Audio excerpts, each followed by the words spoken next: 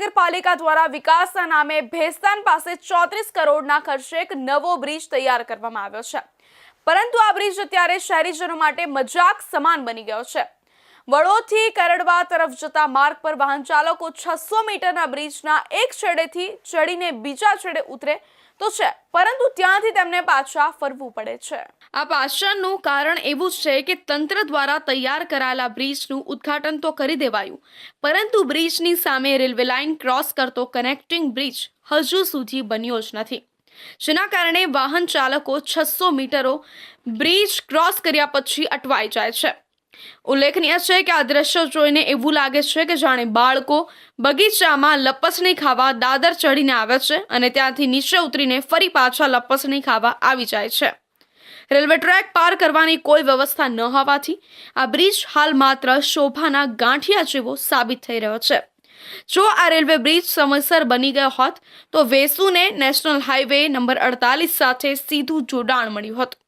આ પ્રોજેક્ટ પૂર્ણ થવાથી ડિંડોલી અને લીંબાદ વિસ્તારના અંદાજે 5 લાખ લોકોને ડુમ્મસ, વેસુ અને અલથાણ પહોંચવા માટે ઘણી સરળતા રહે તેમ હતી, પરંતુ કમનસીબી એ છે કે સિદ્ધાર્થનગર રેલવે બ્રિજનું કામ હજુ પણ 56% જેટલું અધૂરું છે। તંત્રની આ ધીમી ગતિને કારણે લાખો લોકોની સુવિધા અત્યારે હવામાં લટકી રહી છે। વર્ષ 2019માં જ્યારે આ પ્રોજેક્ટનો વર્ક ઓર્ડર આપવામાં આવ્યો ત્યારે આશા હતી કે 2.5 વર્ષમાં કામ પૂરું થઈ જશે, પરંતુ આજે 7 વર્ષ વીતી ગયા હોવા છતાં કામગીરી પૂર્ણ થઈ નથી। આ વિલંબને કારણે પાલિકાની તિજોરી પર પણ આર્થિક ફટકો પડ્યો છે। જે પ્રોજેક્ટનો મૂળ ખર્ચ 59 કરોડ રૂપિયા હતો તે વિલંબના કારણે વધીને હવે 74 કરોડ સુધી પહોંચી ગયો છે। આમ જનતાના પરસેવાના 15 કરોડ રૂપિયા માત્ર તંત્રની બેદરકારીને કારણે વધારે ખર્ચાયા છે।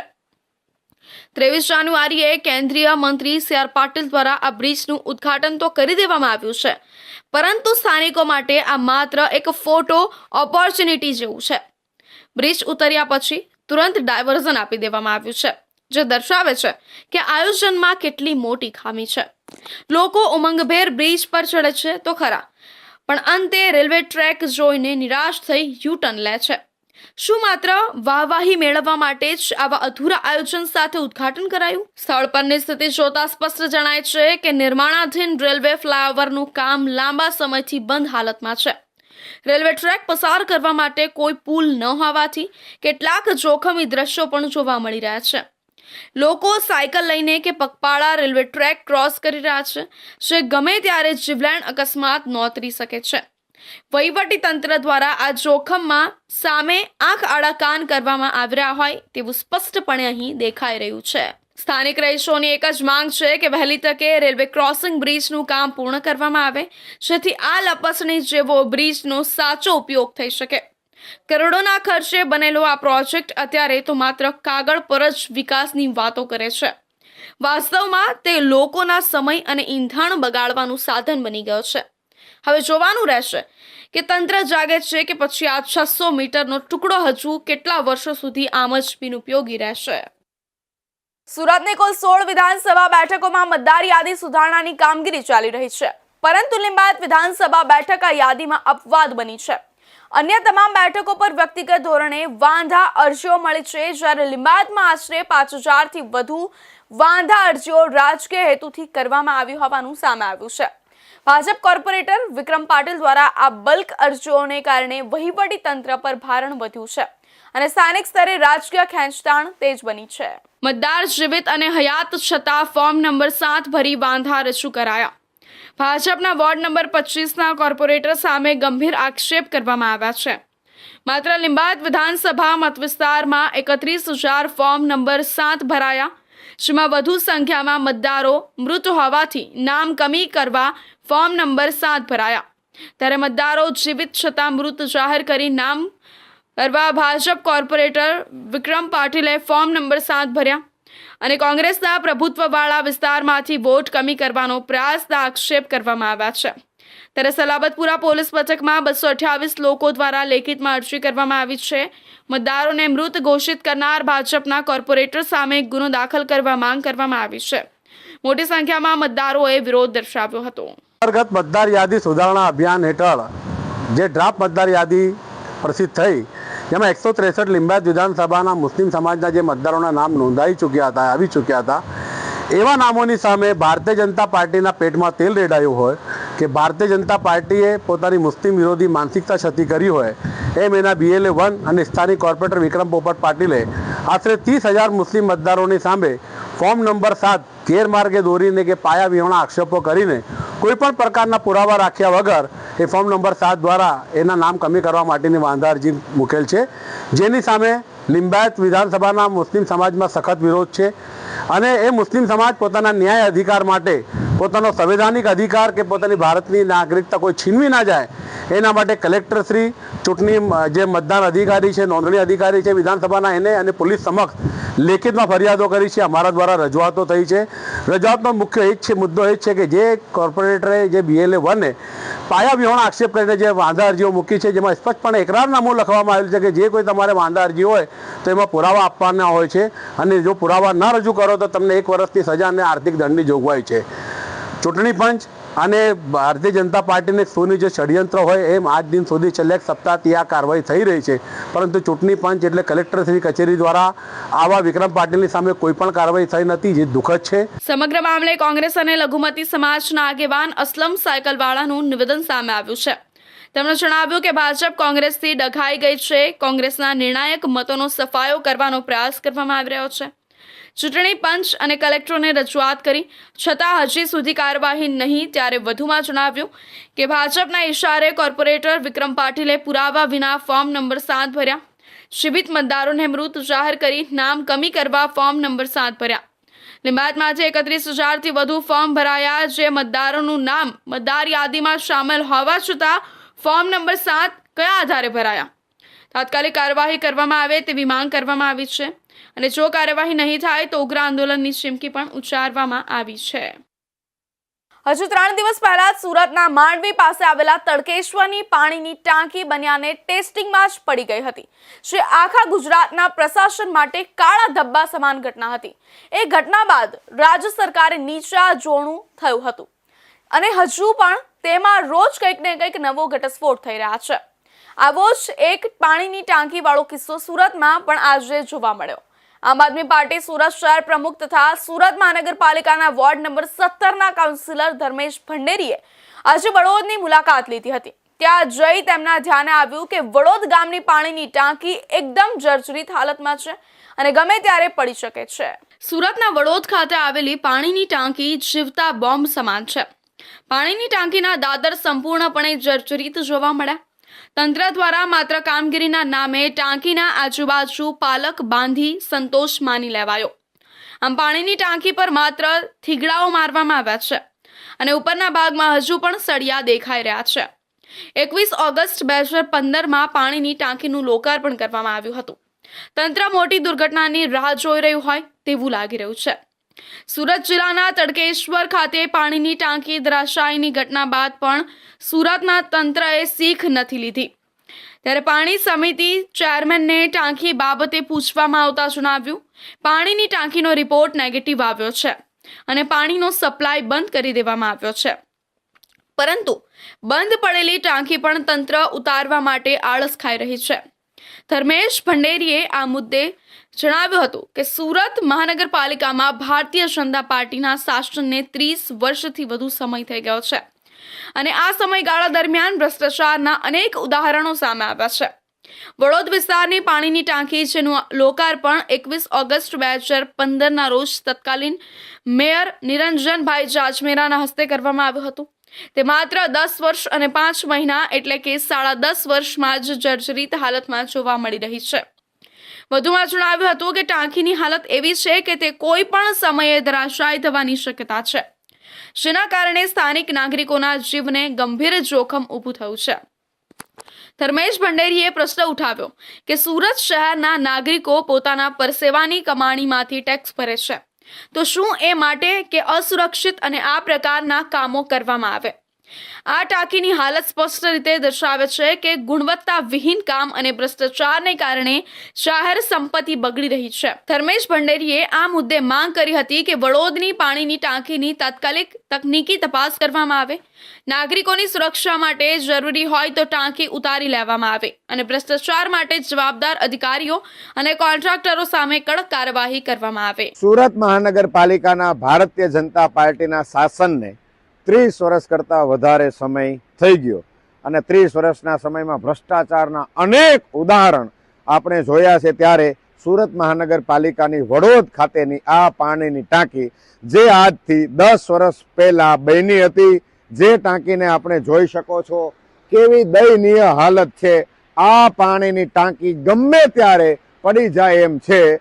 2015માં 8મા મહિનાની 21 તારીખે શુક્રવારના રોજ એ સમયના તત્કાલીન મેયર શ્રી નિરંજનભાઈ ઝાંઝમેરાની આગેવાનીમાં એમના પ્રમુખ સ્થાન હેઠળ આ ટાંકીનું લોકાર્પણ કરવામાં આવેલું. એટલે કે 10 વર્ષની માથે 5 મહિના જેટલો સમય થયો. 10 વર્ષને 5 મહિનામાં આ ટાંકીની હાલત ખખડધજ થઈ ગઈ. આ ટાંકી ગમે ત્યારે પડી શકે એમ છે. સુરત મહાનગરપાલિકાની અંદર ટેક્સના નાણાં જે લોકો જમા કરાવે છે એ સુરત શહેરની પ્રજા પોતાના પરસેવાની કમાણીમાંથી પૈસા સુરત મહાનગરપાલિકાની તિજોરીમાં એટલા માટે આપે છે, એમને એક આશા હોય કે સુરત મહાનગરપાલિકાના ભાજપના સત્તાધીશો અમારા માટે સારું ઇન્ફ્રાસ્ટ્રક્ચર ઊભું કરશે, અમારા માટે સારી સગવડતા સાથેનું જીવન અમને આપશે. પરંતુ આ તમામ આશા ઠગારી નીવડી છે. આ સુરત મહાનગરપાલિકાની ટાંકી હજી ભારતીય જનતા પાર્ટીના શાસકો સમજતા નથી કે આને હવે ઉતારી લેવી જોઈએ. જો આને નહીં ઉતારી લઈએ તો આ ટાંકી પણ ગમે ત્યારે હેઠી પડશે અને લોકોનું જીવન જોખમમાં મુકાશે. ભારતીય જનતા પાર્ટીના ભ્રષ્ટાચારનો વધુ એક નમૂનો એટલે વડોદ ખાતેની પાણીની આ ટાંકી. તંત્ર મોટી દુર્ઘટનાની રાહ જોઈ રહ્યું હોય તેવું લાગી રહ્યું છે. સુરત જિલ્લાના તડકેશ્વર ખાતે પાણીની ટાંકી ધરાશાય થયાની ઘટના બાદ પણ સુરતના તંત્રએ શીખ નથી લીધી. પાણી સમિતિ ચેરમેન હિમાંશુ રાઉલજીને ટાંકી બાબતે પૂછવામાં આવતા જણાવ્યું કે પાણીની ટાંકીનો રિપોર્ટ નેગેટિવ આવ્યો છે અને પાણીનો સપ્લાય બંધ કરી દેવામાં આવ્યો છે. પરંતુ બંધ પડેલી ટાંકી પણ તંત્ર ઉતારવા માટે આળસ ખાઈ રહી છે. ડાયમંડ સિટી તરીકે ઓળખાતા સુરત શહેરમાંથી એક શરમજનક ઘટના સામે આવી છે. શહેરના વેડ રોડ વિસ્તારમાં આવેલી આનંદ પાર્ક સોસાયટીમાં વસંત પંચમીના સરસ્વતી પૂજાના પવિત્ર અવસર પર આયોજિત એક કાર્યક્રમમાં ભક્તિને બદલે અસભ્યતા પીરસવામાં આવતા સ્થાનિકોમાં ભારે રોષ જોવા મળ્યો છે. ધાર્મિક કાર્યક્રમના નામે સ્ટેજ પર મહિલાઓ પાસે ઠુમકા લગાવવામાં આવતા સમગ્ર વિસ્તારમાં આ ચર્ચાનો વિષય બન્યો છે. આનંદ પાર્ક સોસાયટીમાં વિદ્યાની દેવી માં સરસ્વતીની આરાધના માટે કાર્યક્રમનું આયોજન કરવામાં આવ્યું હતું. જોકે ભક્તિમય માહોલને બદલે આયોજકોએ સ્ટેજ પર બીભત્સતાનો વર્વો નમૂનો રજૂ કર્યો હતો. જાહેર મંચ પર મહિલાઓ દ્વારા કરવામાં આવેલા અસભ્ય ડાન્સ અને ઠુમકાઓને કારણે ત્યાં હાજર રહેલા મર્યાદિત પરિવારો અને વડીલો અત્યંત ક્ષોભજનક સ્થિતિમાં મુકાઈ ગયા હતા. સૌથી ગંભીર બાબત એ છે કે આ કાર્યક્રમમાં મોટી સંખ્યામાં નાના બાળકો અને મહિલાઓ પણ ઉપસ્થિત હતા. બાળકોના કુમળા માનસ પર ખરાબ અસર પડી શકે એવા આ પ્રકારના આયોજન સામે સોસાયટીના કેટલાક જાગૃત નાગરિકોએ નારાજગી વ્યક્ત કરી છે. સરસ્વતી પૂજા જેવા પવિત્ર પર્વ પર અશ્લીલ જેવું આયોજન એ સંસ્કારોનું અધઃપતન હોવાનું લોકો કહી રહ્યા છે. આ ઘટનાનો વિડીયો સોશિયલ મીડિયામાં વાયરલ થતા સુરત શહેરમાં આયોજનને લઈને ચર્ચાઓ જાગી છે. લોકો સવાલ ઉઠાવી રહ્યા છે કે શું આજના સમયમાં ધાર્મિક ઉત્સવો માત્ર મનોરંજન અને અશ્લીલતાનું સાધન બની ગયા છે? શહેરમાં આ પ્રકારે મર્યાદા ઓળંગનારા આયોજકો સામે કડક પગલાં લેવા જોઈએ એવી પણ માંગ ઉઠી રહી છે. હવે જોવાનું એ રહે છે કે આ મામલે પોલીસ કે સ્થાનિક તંત્ર દ્વારા કોઈ કાયદેસરની કાર્યવાહી કરવામાં આવશે કે પછી ભીનું સંકેલી લેવામાં આવશે. ધર્મના નામે અધર્મ ફેલાવતા આવા તત્વો સામે દાખલો બેસે એવી કાર્યવાહીની અપેક્ષા જનતા રાખી રહી છે. હવે સમય છે એક વિરામનો.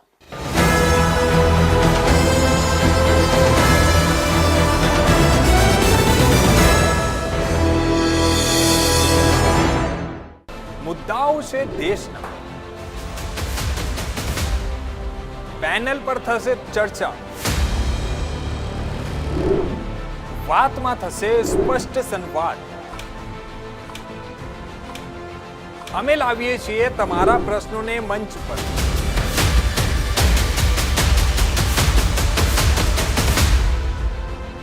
કેમ કે સમસ્યા તમારી, લડત તમારી.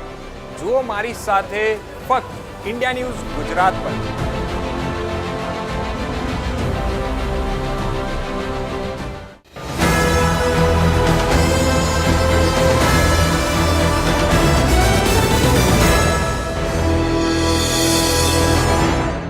વિરામ બાદ ફરી આપ સૌનું સ્વાગત છે. સુરતના રાંદેરમાં દુષ્કર્મની ઘટના બની છે. મેકઅપ આર્ટિસ્ટ સાથે આ દુષ્કર્મ થયું હોવાની ઘટના સામે આવી છે. એટલું જ નહીં, આરોપીની બહેને સમગ્ર ઘટનાનો વિડીયો પણ બનાવ્યો હોવાનો આરોપ પણ છે. આ વિડીયો વાયરલ કરવાની ધમકી આપી મહિલા પાસેથી 45 લાખ રૂપિયા પડાવ્યા હતા. આમ રાંદેર પોલીસે યુસુફ શેખ, ઇશરત શેખ, સોહેલ શેખ પર ગુનો દાખલ કરી વધુ તપાસ હાથ ધરી છે. સુરતના રાંદેરમાં મેકઅપ આર્ટિસ્ટ સાથે દુષ્કર્મની ઘટના બની છે અને બે ભાઈઓએ અવારનવાર દુષ્કર્મ આચર્યું છે. આરોપીની બહેને વિડીયો બનાવ્યો હોવાનો આરોપ પણ ફરિયાદમાં કરવામાં આવ્યો છે અને વિડીયો વાયરલ કરવાની ધમકી આપી રૂપિયા પડાવ્યા છે. રાંદેર પોલીસે ગુનો નોંધીને તપાસનો ધમધમાટ શરૂ કર્યો છે. ત્યારે મળતી માહિતી અનુસાર સુરતના રાંદેરમાં દુષ્કર્મની ઘટના બની છે અને મેકઅપ આર્ટિસ્ટ પાસેથી શખ્સોએ રૂપિયા 45 લાખ પડાવ્યા છે. યુસુફ શેખ, ઇશરત શેખ, સોહેલ શેખ સામે ફરિયાદ નોંધાઈ છે અને મેકઅપ આર્ટિસ્ટે વિડીયો વાયરલ થવાની ધમકીને લઈને આ ફરિયાદ નોંધાવી છે. તો ભોગ બનેલી યુવતીનું પોલીસે મેડિકલ ચેકિંગ પણ કરાવ્યું છે અને બે શખ્સોએ તો વારંવાર દુષ્કર્મ આચર્યું હોવાની વાત પણ સામે આવી છે. તો ભોગ બનનાર અને ફરિયાદી કેટલા સમયથી સંપર્કમાં હતા તે દિશામાં પોલીસે તપાસ શરૂ કરી છે. રાંદેર પોલીસ સ્ટેશન ખાતે એક દુષ્કર્મની ફરિયાદ નોંધવામાં આવેલ છે, જેમાં ભોગ બનનાર સાથે બે સગા ભાઈઓએ એમની મરજી વિરુદ્ધ અલગ અલગ હોટલમાં જઈ દુષ્કર્મ આચરેલ છે. જે દુષ્કર્મ દરમિયાન એમની જે બેન છે એમનો વિડીયો અને ફોટો લઈ બ્લેકમેલ કરી અત્યાર સુધી આશરે 45 લાખ રૂપિયા એમની પાસેથી લીધેલ છે અને એમના જે કબજાનો ફ્લેટ છે એ પણ આજ દિન સુધી એમને કબજો આપેલ નથી. મુખ્ય આરોપીમાં યુસુફ ઉર્ફે સમીર, સોહેલ એમનો ભાઈ અને એમની બેન ઇશરત સજ્જાદ શેખ વિરુદ્ધ રાંદેર પોલીસ સ્ટેશન દ્વારા કાયદેસરની કાર્યવાહી કરવા માટે અત્યારે એમને શોધવાની તાજવીજ ચાલુ છે. પહેલીવાર મુલાકાત ભોગ બનનાર બેન જે સીવન ક્લાસીસ કરતા હતા ત્યાં એમની પહેલીવાર મુલાકાત કરવામાં આવેલ હતી. આશરે 45 લાખ રૂપિયા પડાવવામાં આવેલ છે. એટલું જ નહીં, આરોપીની બહેને સમગ્ર ઘટનાનો વિડીયો પણ બનાવ્યો હોવાનો આરોપ ભોગ બનનારે કર્યો છે. જ્યારે વિડીયો વાયરલ કરવાની ધમકી આપી મહિલા પાસેથી 45 લાખ રૂપિયા પડાવ્યા છે. હાલમાં આરોપીઓ પોલીસની પકડથી બહાર છે અને આરોપીને શોધવા પોલીસે અલગ અલગ ટીમો પણ બનાવી છે. ક્વાડ ક્વાન્ટમ પ્રાઇવેટ લિમિટેડ દ્વારા international summit on advance semiconductor materials and technologies 2026નું આયોજન કરવામાં આવ્યું છે. આ સમિટ ભારતના સેમિકન્ડક્ટર ભવિષ્ય માટેનું વ્યૂહાત્મક પગલું છે. ISASMT 2026 એક એવું આંતરરાષ્ટ્રીય મંચ છે જ્યાં ભારત અને વિદેશના પ્રતિષ્ઠિત વૈજ્ઞાનિકો, અગ્રણીઓ, યુનિવર્સિટીઓના પ્રોફેસર્સ, સેમિકન્ડક્ટર અને હાઈટેક ઉદ્યોગના અગ્રણી નિષ્ણાંતો, સ્ટાર્ટઅપ, ઇકોસિસ્ટમ અને નીતિ નિર્ધારકો એક જ મંચ પર એકત્રિત થશે. આ સમિટનો મુખ્ય ઉદ્દેશ્ય એડવાન્સ સેમિકન્ડક્ટર સામગ્રીમાં સંશોધન, ઉદ્યોગ અને નીતિ વચ્ચે મજબૂત સેતુ બનાવવાનો છે. આ સમિટમાં 2D સામગ્રીના સિન્થેસિસ, કેરેક્ટરાઇઝેશન, ડિવાઇસ ફેબ્રિકેશન અને ઇન્ડસ્ટ્રીયલ એપ્લિકેશન્સ પર ઊંડાણપૂર્વક ચર્ચાનો છે. પ્રધાનમંત્રી નરેન્દ્ર મોદીએ ભારત માટે ઇન્ડિયા સેમિકન્ડક્ટર મિશન ISM દ્વારા સ્પષ્ટ દ્રષ્ટિકોણ રજૂ કર્યો છે. ઇન્ડિયા સેમિકન્ડક્ટર મિશન ફક્ત ફેબ્રિકેશન સુધી સીમિત નથી, પરંતુ એડવાન્સ મટીરિયલ્સ, 2D સેમિકન્ડક્ટર, સંશોધન, ડિવાઇસ ઇનોવેશન અને સ્કિલ ડેવલપમેન્ટ પર ભાર મૂકે છે. સુરતના આંગણે વેલંજા સ્થિત મારુતિ ટ્રેડ સેન્ટરમાં 2D સેમિકન્ડક્ટર અને એડવાન્સ મટીરિયલ્સ સંશોધન માટે Quad Quantum research and innovation lab design કરવામાં આવી છે, જેનું ઉદ્ઘાટન થવા જઈ રહ્યું છે. આ લેબનું મુખ્ય ધ્યેય મટીરિયલ લેવલ ઇનોવેશનથી લઈને ડિવાઇસ અને સિસ્ટમ લેવલ એપ્લિકેશન સુધી સંપૂર્ણ મૂલ્ય શૃંખલા વિકસાવવાનું છે. આ કાર્યક્રમના ઉદ્ઘાટક તરીકે પ્રભુભાઈ વસાવા, સાંસદ, બારડોલી લોકસભા તેમજ અન્ય મહાનુભાવો ઉપસ્થિત રહેશે.